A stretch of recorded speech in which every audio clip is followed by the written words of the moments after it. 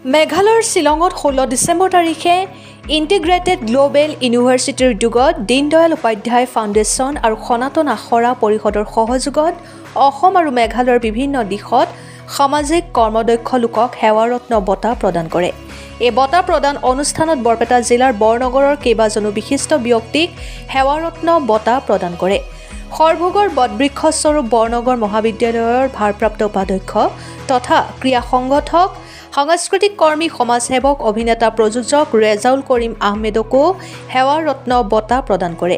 দ্বিতীয়তে জনপ্ৰিয় portal channel Barnagar লাইভৰ স্বত্বাধিকাৰী তথা সমাজসেৱক জোনমণি দাস, তৃতীয়তে নতুন দিল্লীত ৰাষ্ট্ৰীয় বঁটাৰে জিলিকিবলৈ সক্ষম হোৱা অসমৰ বিশিষ্ট চিত্ৰশিল্পী তথা সৰভোগৰ সন্তান দিলীপ নাথ, চতুৰ্থতে ঐতিহাসিক বৰনগৰৰ জ্যেষ্ঠ সমাজসেৱক সফল ব্যৱসায়ী তথা কেইবাটাও জাতীয় অনুষ্ঠানৰ লগত জড়িত হৰি কিষাণ মহেশ্বৰীক এই বঁটা প্ৰদান কৰে। সৰভোগৰ পৰা শহীদুল আলীৰ ৰিপৰ্ট, অৰুণোদয় আছাম।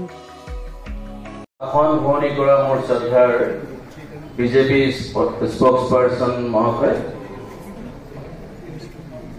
আৰু আমাৰ মঞ্চত ইতিমধ্যে আসন গ্ৰহণ কৰি থকা বিভিন্ন ক্ষেত্ৰত প্ৰতিষ্ঠিত মোৰ সন্মানৰ ব্যক্তিসকল আৰু সন্মুখত যিসকল লিডাৰ্ছ বহি আছে তেখেতসকলক মই সন্মান জনাইছোঁ যে তেখেতসকলে সমাজৰ বিভিন্ন ক্ষেত্ৰত কাম কৰি গৈ আছে, বেলেগক উৎসাহিত কৰি গৈ আছে। যে আমিবোৰে যদি সমাজৰ দায়িত্ব নলওঁ তেতিয়া সমাজখন এনেকেই থাকি যাব চিৰদিন। চাৰিওফালে বিশৃংখলতা, চাৰিওফালে সমস্যাৰে জৰ্জৰ সমাজখনক আমি পৰিত্ৰাণ দিবৰ কাৰণে আমি এই ধৰণে কম সংখ্যক লোকলৈ কথা নাই, আমি বিভিন্ন ক্ষেত্ৰত কাম কৰি থাকিব লাগিব। গতিকে আমাৰ আপোনালোকে জানে যে নিজৰ সংস্কৃতি যদি জীয়াই নাথাকে, সাংস্কৃতিক ক্ৰিয়াকৰ্ম যদি আমাৰ নাথাকে কোনো এটা জাতি, সেই জাতি এটা সময়ত নিশ্চিন্ন হোৱাৰ সম্ভাৱনাই অধিক।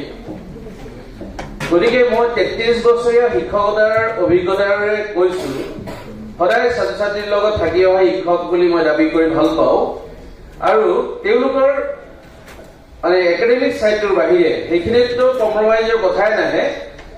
নিজৰ ডিপাৰ্টমেণ্ট মই মানে পলিটিকেল চায়েন্স HOD হিচাপে কাম কৰিছো বৰনগৰ মহাবিদ্যালয় সৰভোগত আৰু ভাইচ প্ৰিন্সিপাল হৈ আছো।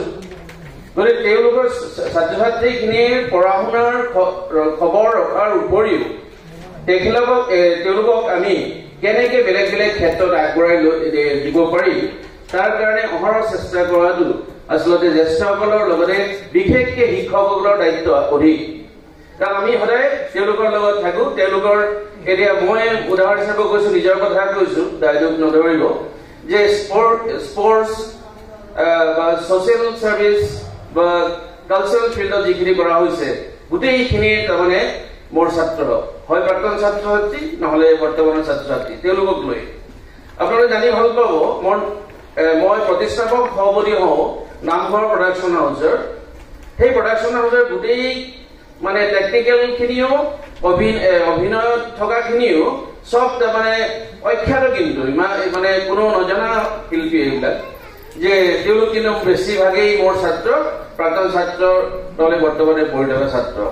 গতিকে তাত এই বয়সত মই হোমৱৰ্ক কি দৰকাৰটো পৰিছে, তেওঁলোকে আগবাঢ়ি যাওঁ, সেইটো মোৰ উদ্দেশ্য। সেইটোৱে তাৰ লগে লগে নিজেও আনন্দিত হৈছো, কাৰণ বেছিভাগ 14খন ছুটি কৰিছে এতিয়ালৈকে।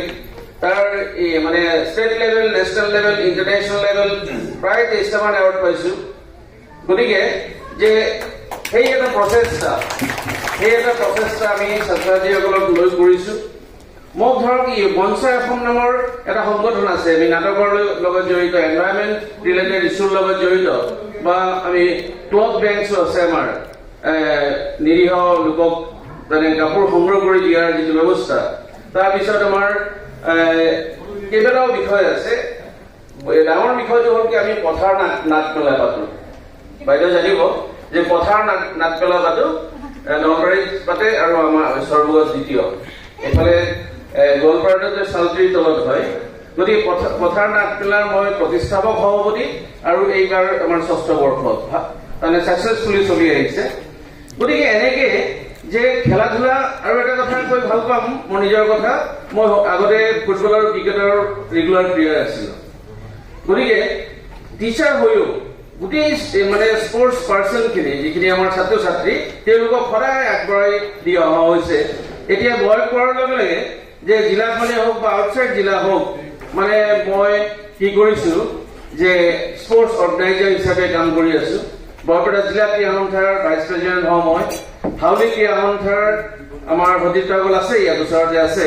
হাউলি ক্ৰীড়া সন্থাৰ মই প্ৰেচিডেণ্ট হওঁ। বৰপেটাৰ স্পৰ্টছ এছ'চিয়েশ্যনৰ মই এডভাইজাৰ হওঁ।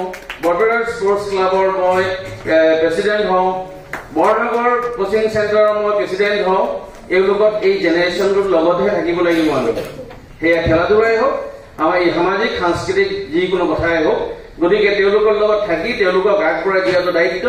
কাৰণ আমি যিবিলাক সংগঠনত জড়িত আছো সেই সংগঠনবিলাকেও আমি কি মানে বহুত সামাজিক কাম কৰাৰ যথেষ্ট থল আছে বুলি মই ভাবো।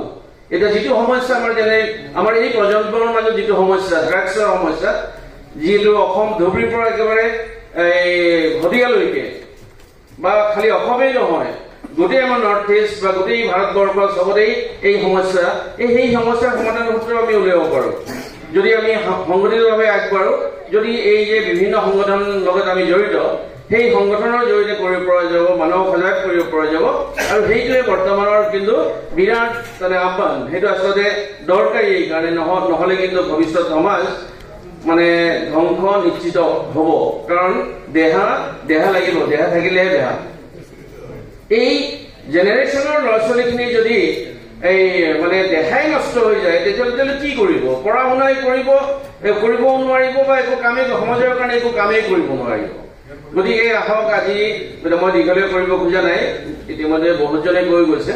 তথাপিও এইখিনি কথা কলো যে আমাৰ এটাই যাতে উদ্দেশ্য চবৰে হয় যে আমাৰ নিজৰ যি দায়িত্ব, হয়তো মানে গভৰ্ণমেণ্ট হ'ব পাৰে, নন গভৰ্ণমেণ্ট হ'ব পাৰে, চাকৰি ক্ষেত্ৰৰ কথা কৈছো, সেইটোৰ বাহিৰে সেইটো কম্প্ৰমাইজ নকৰাকে আপুনি সেইটো মানে বাদ দি ল'ব নোৱাৰে। বাদ নিদিয়াকে বাকী সামাজিক সাংস্কৃতিক ক্ষেত্ৰখনত নিয়োজিত কৰিব। আপোনালোকৰ পৰা কণ ল'ৰা ছোৱালীখিনি, এই প্ৰজন্মৰ ল'ৰা ছোৱালীখিনি বহুত কথা শিকিব আৰু তেনেকেই আমাৰ সমাজ ভৱিষ্যতৰ দিনত সমৃদ্ধ হ'ব। ধন্যবাদ জনাইছো চব।